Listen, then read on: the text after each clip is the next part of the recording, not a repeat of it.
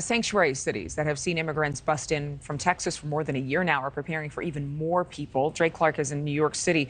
You know, Dre, there are a lot of people nervous about this. There are those with more conservative views who think that we need to stop people from coming in. Then you have people who have family members who are immigrants, or they're immigrants themselves, or dreamers who fear the future. They fear some of these states that are trying to crack down on immigration as well.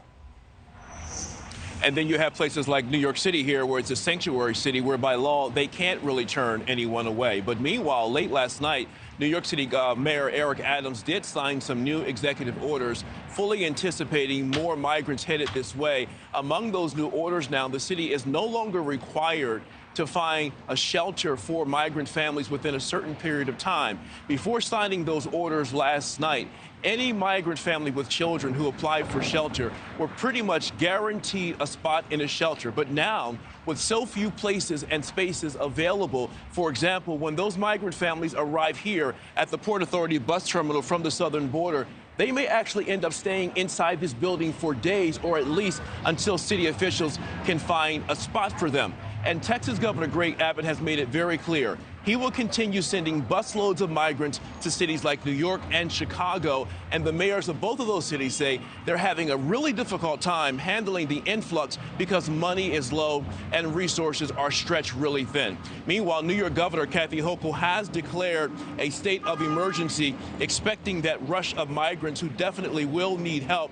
More than 60,000 migrants have already come to New York City in the last year, and the city is still caring for close to 40,000 of them by providing food and housing and other resources like legal aid. Now, under Governor Hochul's new executive orders, the state will be able to deploy an extra 500 National Guard members to New York City, bringing the total to 1,500. The National Guard members will help provide logistical and operational support, like handing out supplies to migrants and providing security at city-run shelters. The city would also be allowed to buy more food and supplies for migrants using state money. Now, just last week, the state legislature actually approved giving New York City $1 billion to help deal with the cost of the migrant surge, although it's estimated it will cost the city far more money, as Texas Governor Greg Abbott, again, has made no secret of his continued plans.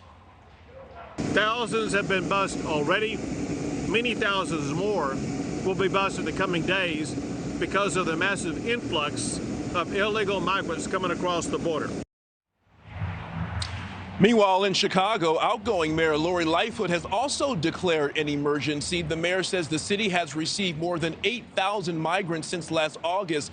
And after setting up 7 shelters, the city, she says, has reached a breaking point. Chicago officials have also been criticized for allowing some migrant families to sleep on the floor at some of the city's police precincts.